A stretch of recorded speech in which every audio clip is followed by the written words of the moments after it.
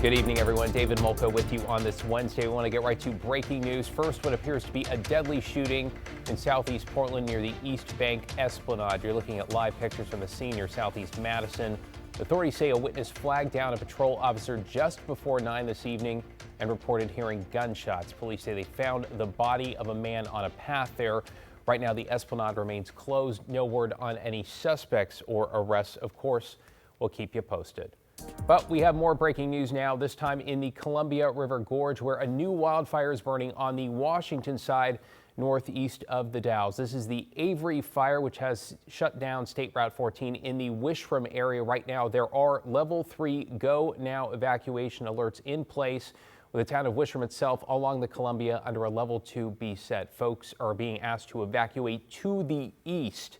No word on what may have sparked the blaze or how large it's grown. Let's bring in Chief Meteorologist Matt Spino. Keep an eye on winds in the gorge. Matt, how's it looking right now? Yeah, it's been a very windy afternoon in the gorge, and here's the current scene in the Dalles. We're looking to the northeast towards Wishram. A little too dark to see any. We don't see any flames, which is a good thing, or any smoke. And the winds have really backed off. They're down to 8 miles an hour right now. They were gusting to about 24 miles an hour last hour, but as is usually the case, the winds settled down at night. And in fact, when you look at the forecast for the winds in the Dalles and the Wishram area overnight, they drop on down to 5-6 miles an hour into the early morning hours, which is great. That'll give them time to work on this fire, and they're going to want to make use of that time, because as we go into the afternoon hours tomorrow, look what happens to the winds. They ramp right back up to gusts over 30, even 35 miles an hour. So again, it's this overnight early morning period where they'll really be able to make some progress and not be fighting the wind and the fire at the same time. So the winds ease tonight.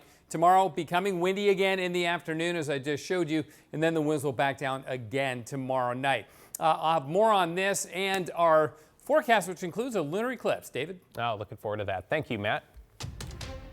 Developing this evening on the border of Nepal and China, the search for survivors after flash floods apparently triggered by a glacial collapse wiped out entire communities. At last check, 165 people have been killed, and more than 1,300, including Americans on both sides of the border, are still missing. A warning, the images you're about to see are disturbing, but they show the scale of a disaster and the human impact as it unfolded. Janice Mackey-Freyer has more on the tragedy and the terrifying video. Tonight, harrowing images from when the flooding hit. Look.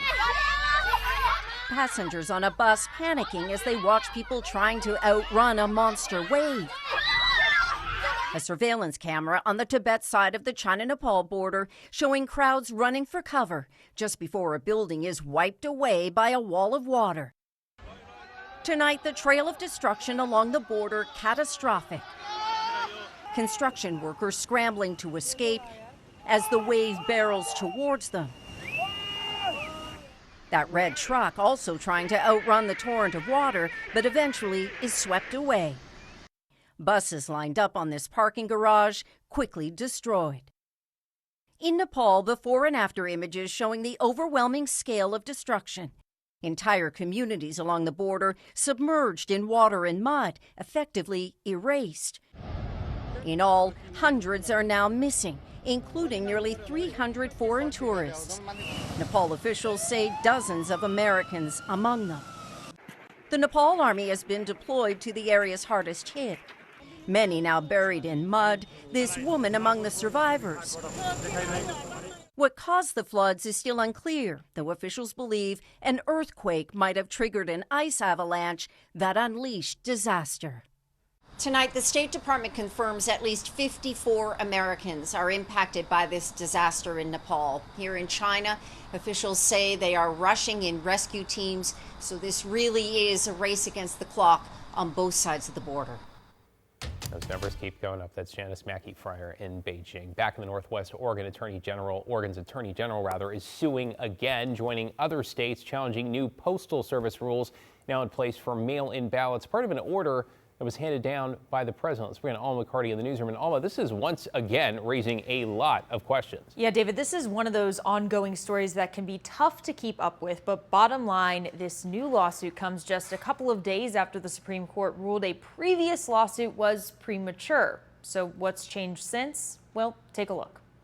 This week, the United States Postal Service finalizing rules regarding mail-in voting, requiring state elections officials to hand over information on every registered voter before ballots can be mailed for an election. Those mailers and return envelopes then must be marked, they say, with a barcode unique to each of those listed voters. But whether these rules, ordered by the Trump administration in the name of election integrity, will stand remains to be seen. What has been under attack, where the president has been instructing the post office to say, hey, you're going to create your own voter lists, and then you're going to start denying voters the option to vote. And this is what's at risk right now. Oregon Attorney General Dan Rayfield joining the latest fight to block the new restrictions Wednesday, saying they violate the Constitution. And the Constitution is incredibly clear here. When Congress is silent, states get to make their decisions on time, place, manner with how we conduct our elections. The president went around that. And what he did is he tried to take the post office and politicize it. We are prepared. We will take the president to court as many times as it takes to keep our elections secure. Oregon's Secretary of State Tobias Reed, together with Congresswoman Suzanne Bonamici, all Democrats, on a telephone town hall addressing voters' concerns. I'm so worried about our being able to vote and have our vote counted. We are doing everything we can to maintain our safe and secure vote by mail. I totally understand why you're worried. That is also why we are taking things so seriously. And if I have anything to say about it, these efforts from the federal government will not amount to anything. As we've previously reported, Secretary Reed has directed elected officials to proceed as normal and according to Oregon law. And we've heard a similar sentiment from Washington. It's unclear what might happen, though, if the Postal Service outright refuses to deliver ballots to Oregon voters. David. All right, that's Alma McCarty in the newsroom. Thanks so much, Alma. Let's get you caught up on tonight's other headlines now. Starting with an update, authorities have arrested the suspect accused of shooting and killing an 18-year-old man in the Minnehaha area that's north of Vancouver. The Clark County Sheriff's Office had arrested 19-year-old Cash Cavett in Portland just after 8 tonight. He was wanted in connection with a homicide at a townhouse just after 1 this afternoon near Northeast 41st. Detectives have not said how the suspect and victim knew each other. Washington's Ecology Department has issued Nippon Dynawave with 35 environmental violations following the deadly chemical tank disaster at its Longview plant, the one that killed 11 workers. They are all related to the aftermath, not the cause. They include a failure to contain the white liquor chemical that leaked into surrounding drains and ditches, killing thousands of fish. The department also found the company had gaps when it came to planning and training for emergencies like this. We are reaching out to Nippon Dynawave for comment. And the suspect accused of dozens of thefts at mini marts has now pleaded guilty. Authorities say Timothy Jones was caught on camera hopping behind the counter of 30 different plaid pantries over a series of 9 months. Overall, he allegedly stole more than $38,000 in just cigarettes and cigars. Jones was first arrested in November, then released because he couldn't get a public defender, only to reoffend, prosecutors say, the next day. Jones will be sentenced next month. To new police body camera video tonight of a chase involving an armed man police say that caused a standoff in Northwest Portland, destroyed a drone, and assaulted a canine. Tim Gordon walks us through. You're under arrest. On August 12th, officers spotted the man around Northwest 16th and Overton. He was armed with a large hunting knife, later seized by police. Officers say he was running around the neighborhood. He approached several bystanders, including a mother and child. At one point, a PPB lieutenant hit the man with his police cruiser in the parking lot of a Les Schwab. You can't see the impact on camera, but you can see the suspect keep running right after. A crash reconstruction team says the lieutenant was traveling at only 3 to 5 miles per hour at the time. Eventually, officers got him cornered. Hey, it's for police and they're free to go. You're under arrest. We have this whole entire place surrounded. They sent a canine in after him, and he's accused of hitting the dog with a metal pipe. That's fine. Here, push the door open. Push the door. The suspect, 33-year-old Joshua Curris, was finally taken into custody nearly 2.5 hours after the chase started. He's also accused of destroying this police drone and damaging a police robot. Curris was treated for minor injuries before going to jail.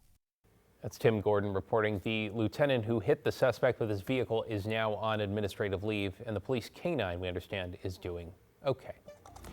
Well, now to a massive $17 billion settlement in federal court, and one that will likely impact families across the country. That's after dozens of states sued Meta, the parent company of Facebook and Instagram. Partway through a trial, Meta now agreeing to add stronger guardrails and protections when it comes to kids and teens on its platforms. The changes include 2-hour limits on screen time, silence notifications during school and overnight hours, plus more power for parents to control what their kids are seeing when they're scrolling. Meta will also have to tighten the content kids see, including stronger safeguards around bullying, eating disorders, suicide, and self-harm.